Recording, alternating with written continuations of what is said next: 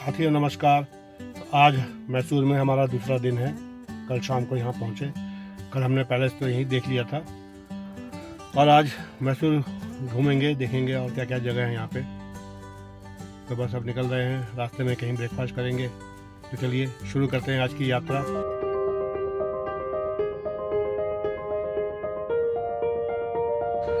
ये है rail museum Mysore में। ये इसका एंट्रेंस है, पार्किंग एरिया है, काफ़ी यहीं से एंट्रेंस है ये। चलिए अंदर चल के दिखाता हूँ आपको। तो ये है मैसूर रेल म्यूज़ियम। ये 1979 में इसको बनाया गया था। दिल्ली के बाद ये सेकंड म्यूज़ियम है इंडिया में। यहाँ पे काफ़ी सारी पुरानी चीज़ों को डिस्प्ले किया है तो बहुत शानदार म्यूज़ियम। बहुत सारी चीज़ें देखने वाली हैं यहाँ पे। एक इसकी हिस्ट्री पूरी यहाँ पे क्रिएट की है। जो चीज़ें पहले होती थी रेलवे में, अब तो काफ़ी कुछ बदल गया है, उसके बारे में दिखाया गया है। और देखिए ये कोच है। ये तो पूरा का पूरा जैसे कि एक घर बना हुआ है। देखिए इसमें ये बाथरूम है, ये अलग अलग रूम थे। यहाँ पे डाइनिंग एरिया है, किचन है, कि जो स्टाफ है उनके लिए भी यहाँ पे रूम है। तो उस समय के हिसाब से ये एक लग्जरी ट्रेन होगी। बॉयलर रूम है, store room,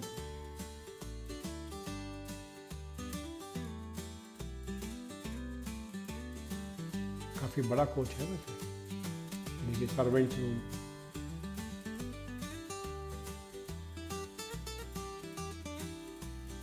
full size bed भी है यहाँ पे। ये देखिए इनकी वर्किंग टेबल है, राइटिंग टेबल। तो एक शाही कोच था ये। तो ये म्यूज़ियम के अंदर है। ये सारी चीज़ें कोई अलग अलग जगह पर रखी हुई है। तो उनके ही शॉट्स हैं। देखिए पुराना स्टीम इंजन, इसको पता नहीं क्या कहते थे, इंस्पेक्शन के लिए यूज़ करते थे इस ट्रॉली को। तो अच्छा गार्डन है ये। उसके अंदर ये सारे सामान रखे हुए हैं। ये सीनिक रेल रूट है इंडिया के। इंस्पेक्शन कार, ये देखिए सिग्नल्स के बारे में है। ये यहाँ पे एक टॉय ट्रेन भी चलती है, उसी का ये ट्रैक बना हुआ है।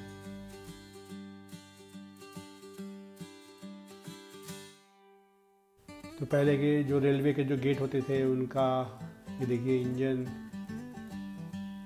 ये कार्गो वाली जो डिब्बे होते हैं। तो जब यहाँ आएंगे तो बड़ा अच्छा लगेगा इन सब चीज़ों को देखने में। ये देखिए राइड स्टार्ट हो गई। थोड़ी थोड़ी देर में ये चलती रहती है। ये इसके अंदर ही एक सर्किल बना हुआ है, उस पूरे सर्किल पे चलती है। मेरे ख्याल से 5 मिनट का है ये। 5 मिनट में ही ये एक चक्कर लगा करके वापस आ सकती है।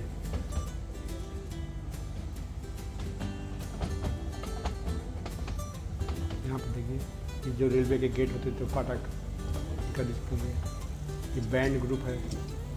ये स्क्रेप मटेरियल से ये बैंड की इन्होंने बना दी है। कहता है छोटा सा प्लेटफॉर्म भी बना है। देखिए कार को इन्होंने इसको कन्वर्ट कर दिया है ट्रैक पे चलने के लिए। ये स्पेशल डिब्बे हैं मालगाड़ी के, इनका भी शायद कुछ टेक्निकल नाम होता होगा। ये छोटा सा एक टनल का फील दिया है इसको बना करके। स्टीम इंजन ब्लू कलर का।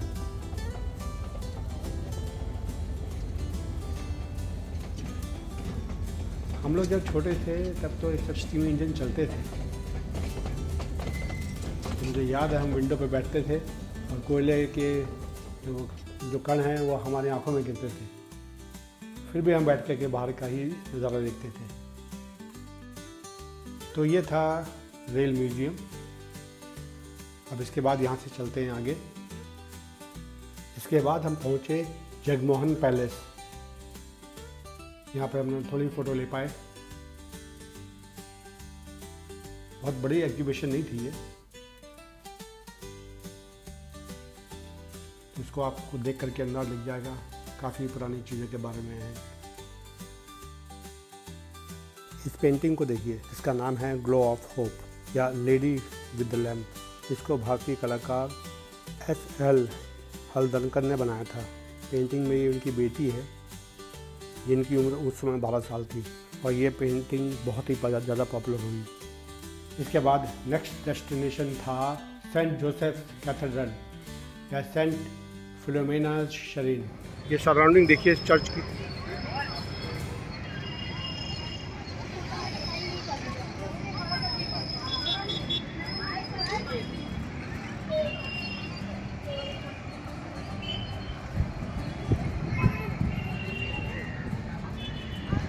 ये इसका साइड व्यू है।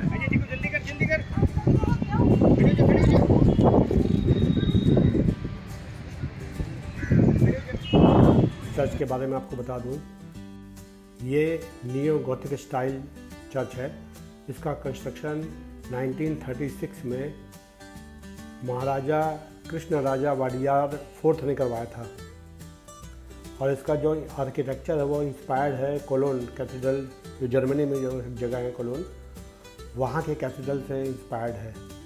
ये चर्च डेडिकेट किया गया है सेंट फिलोमेना को और इसका ये भी मानना है कि ये एशिया की टॉलेस्ट चर्च है। इसके बाद हम पहुँचे सी शेल आर्ट म्यूज़ियम में। Guinness book of world record में इनका नाम है। अब ये देखिए, ये गणेश जी की मूर्ति है, ये 11 फीट ऊंची है।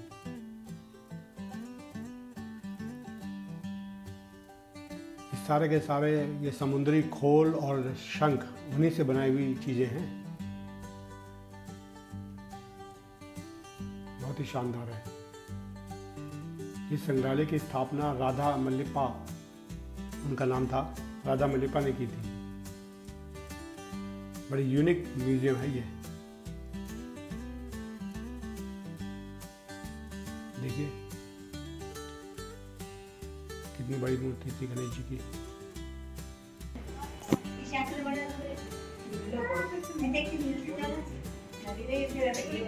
सारे के सारे शेल, तरह तरह के शेल को यूज़ करके उनसे बनाए गए हैं। क्रिएटिविटी भी बहुत ज़बरदस्त है यहाँ पे।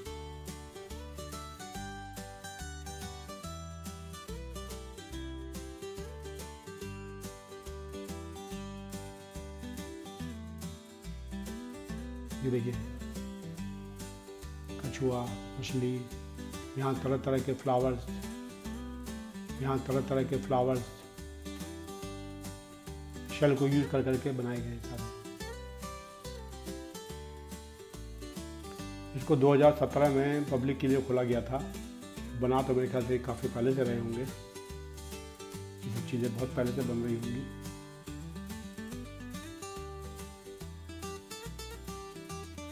स्टैचू के बारे में बताया गया कि यहाँ पर जो कलाकृतियाँ हैं लगभग 130 हैं।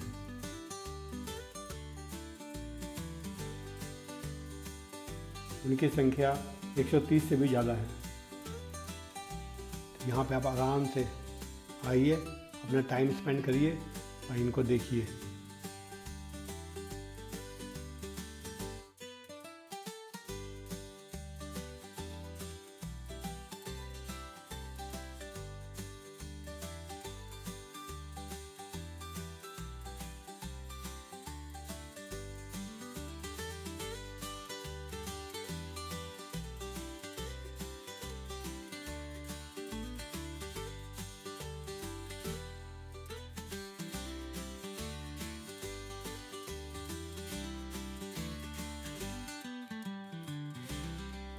ये देखिए ये चर्च, ये कितना ऊंचा है।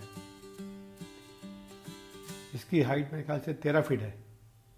यहाँ इनके बारे में लिखा हुआ है सब, तरह तरह की चीज़ें हैं।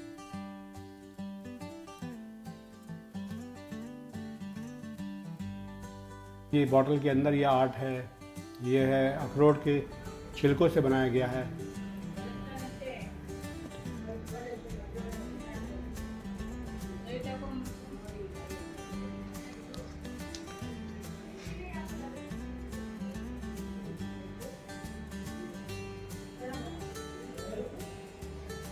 कहीं पे प्याज के छिलके से बनाया गया है। देखिए ये ग्लास से बना हुआ है, ये फलों के फ्लावर्स हैं। ये देखिए, ये जो चर्च हम देख के आए हैं अभी, इसका ही मॉडल लग रहा है। देखिए प्लास्टिक के वायर से फ्लावर बनाए हैं। कॉर्न स्किन फ्लावर, तो जो भुट्टे की जो स्किन होती है उससे फ्लावर बनाए हैं। देखिए तो creativity at it best. Cow horn skin flower, betel nut skin flower,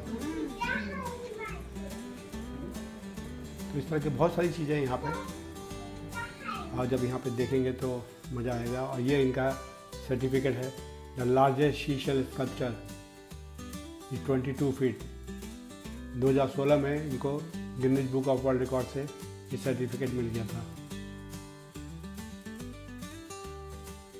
तो ये थी ये म्यूज़ियम। अब इसके बाद फिर हम आगे चले वृंदावन गार्डन देखने के लिए। तो ये है वृंदावन गार्डन, ये भी काफ़ी बड़ा गार्डन। अब यहाँ पे हम आए हैं वृंदावन गार्डन देखने के लिए। एक तो ये मैसूर से दूर है, मेरे ख्याल से 15-16 किलोमीटर दूर है बाहर। ये इसकी सराउंडिंग है। पार्किंग, गाड़ी पार्किंग में लगा दी है, पार्किंग सामने की तरफ है, उस तरफ।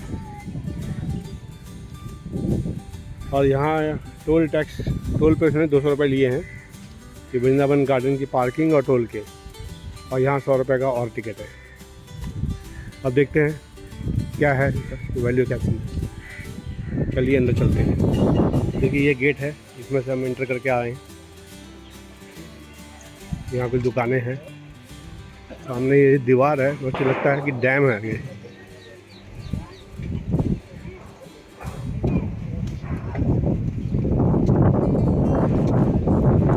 यहाँ ये फाउंटेन लगा हुआ है।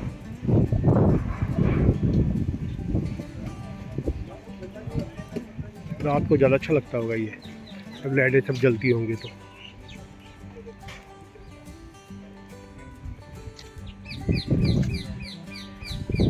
म्यूजिकल फाउंटेन शो,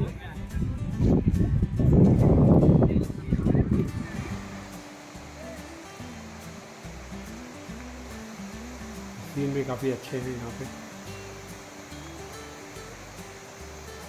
घूमने के लिए अच्छा है। लेकिन यहाँ पे या तो शाम को आइए, क्योंकि दिन में अगर धूप होगी तो घूमने में बहुत मुश्किल होगी। और यहीं पर ही एक डैम भी है। इस डैम का नाम है कृष्ण राजा सागर डैम। और ये जो पानी है ये कावेरी नदी का पानी है यहाँ पे।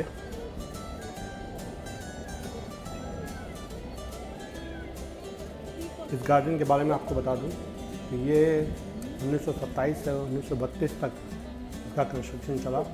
1932 में ये बन गया था, और इसको जो बनवाया था वो थे मैसूर के दीवान सर मिर्ज़ा इस्माइल, तो उन्होंने इसको बनवाया था। डैम के साथ साथ ये गार्डन भी बना था।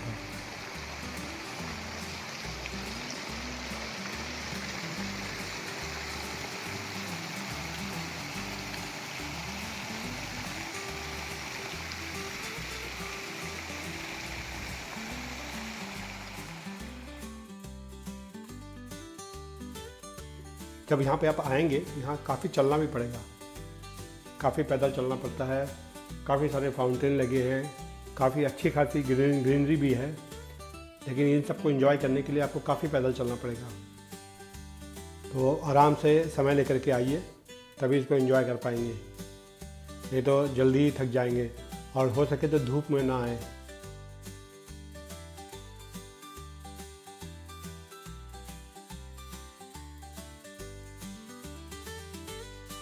फाउंटेन तो काफ़ी शानदार है, फ़ोटो खींचने की काफ़ी चांसेस, फ़ोटो खींचने के यहाँ काफ़ी चांसेस रहेंगे, मिलेंगे आपको। एक से बढ़कर एक बैकग्राउंड मिलेगा फ़ोटो खींचने के लिए। सराउंडिंग देखिए,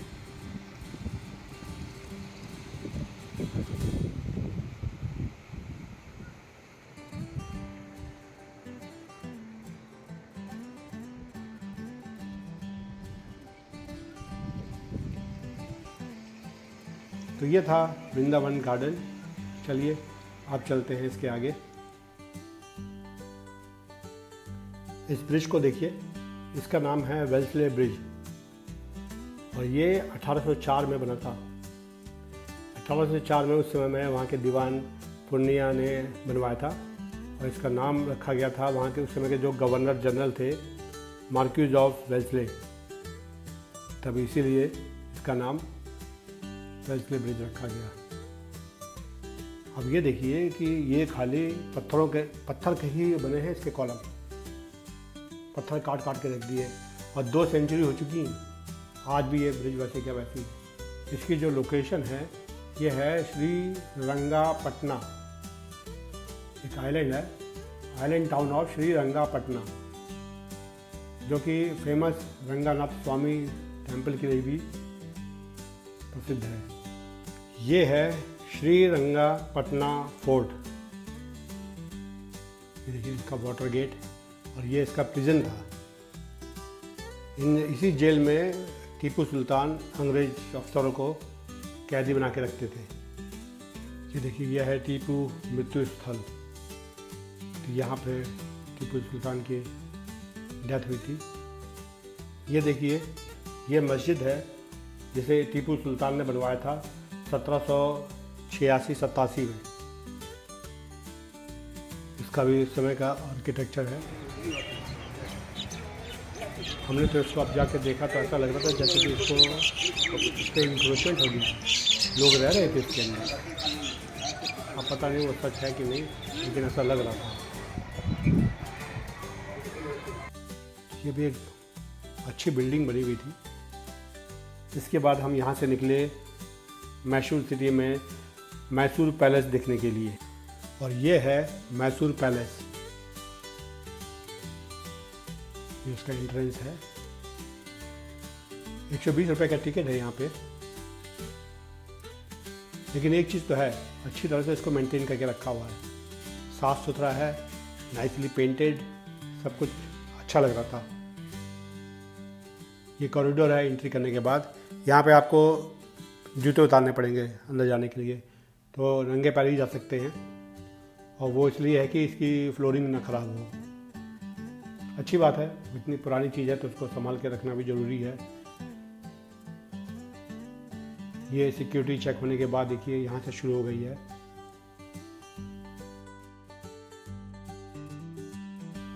कॉरिडोर्स देखिए, छत देखिए, कितना बढ़िया आर्ट वर्क है इस पे। इतने लंबे लंबे कॉरिडोर और इतना ऊपर छत पे साइड में जो आर्ट वर्क है। ये देखिए यहाँ पे कुछ म्यूज़ियम जैसा बना दिया है, शीशे में बंद हैं चीज़ें और काफ़ी डिस्टेंस पे हैं, मतलब उसको बैरिकेड कर रखा था तो उसके अंदर नहीं जा सकते थे। यहाँ देखिए कॉरिडोर, पिलर्स एक से बढ़कर एक।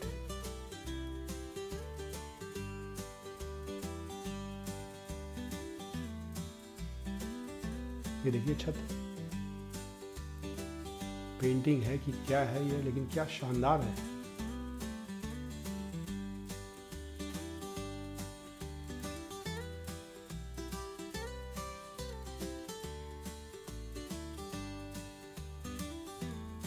कुछ भी है, मतलब इसको जो इसकी ब्यूटी है देखने लायक है। इसका गेट देखिए,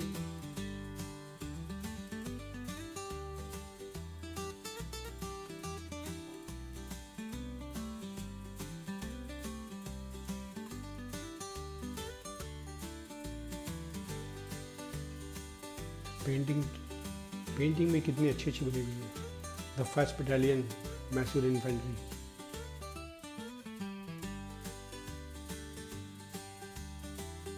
ये देखिए, यहाँ पे देखिए,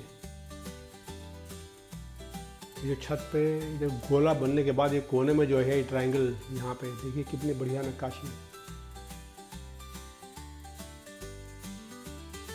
पिलर्स के बेस, उसके टॉप, इनके क्या कहेंगे।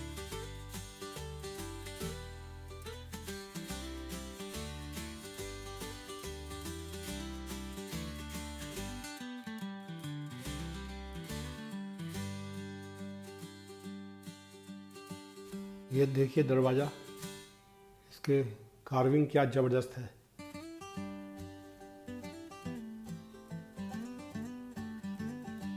देखिए कॉरिडोर।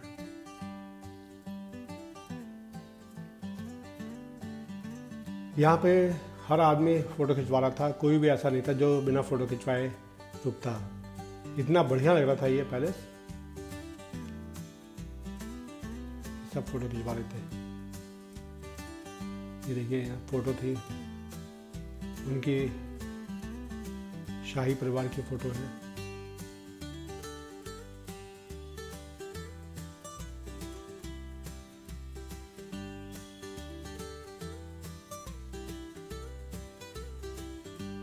इस जमाने में तो सब फोटो हाथ से बनती होंगी। ये उनकी जो लेडीज थी उनकी फ़ोटो है।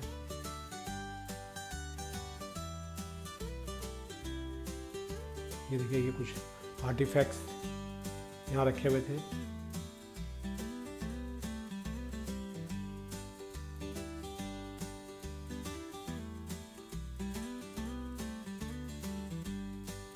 ये देखिए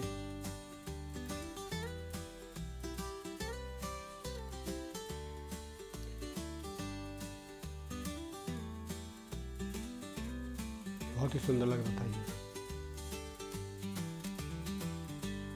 इसके बीच में देखिए शैंडलियर, वो भी अच्छा लग रहा है।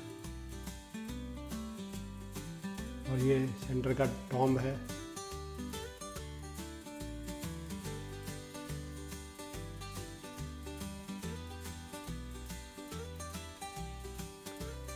ये एक कोर्टयार्ड टाइप का था, बीच में बना हुआ है, ऊपर से खुला है। ये भी देखिए कितना सुंदर लग रहा है। आप इसको देख करके एंजॉय करिए। तब तक मैं आपको थोड़ा सा इसकी हिस्ट्री के बारे में बता देता हूँ। अब ये मैसूर पैलेस, इसका नाम अंबा विलास महल भी है। यह मैसूर के शाही वाडियार राजवंश का आधिकारिक निवास था। आजकल तो ये टूरिस्ट स्पॉट में बदल गया है। इस महल का इतिहास कई शताब्दियों पुराना है, जो कि 14वीं शताब्दी से शुरू होता है। 14वीं शताब्दी में मैसूर का पहला महल लकड़ी से बना था, जिसे वाडियार राजवंश के राजाओं ने बनवाया था। ये कई बार तोड़ा गया और फिर से बनाया गया। 1799 में टीपू सुल्तान की मृत्यु के बाद वाडियार राजाओं ने मैसूर पर पुनः नियंत्रण स्थापित किया। उस समय पुराना महल जल गया था। 1800 में उस समय के राजा कृष्णराजेंद्र वाडियार तृतीय ने एक नए महल के निर्माण का आदेश दिया, जो 1804 में बनकर तैयार हुआ। यह महल भी लकड़ी का बना था उस समय। 1897 में राजकुमारी जयलक्ष्मी अम्मा के विवाह समारोह के दौरान पुराने लकड़ी के महल में आग लग गई थी। इस घटना के बाद एक नए और अधिक भव्य महल का निर्माण करने का निर्णय लिया गया। 1897 से बनना शुरू हुआ और 1912 में ब्रिटिश आर्किटेक्ट हेनरी इरविन की देखरेख में इसका निर्माण शुरू हुआ। इस महल को बनाने में लगभग 15 साल लगे और 1912 में बनकर के तैयार हुआ।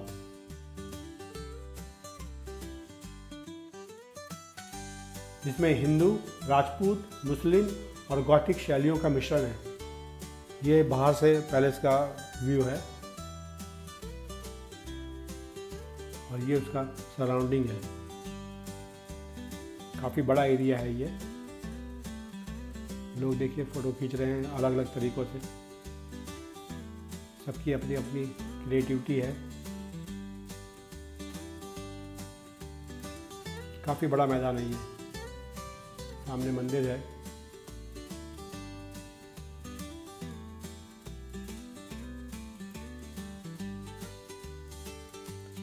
ये सीन है रात में जो लाइटें जलती हैं।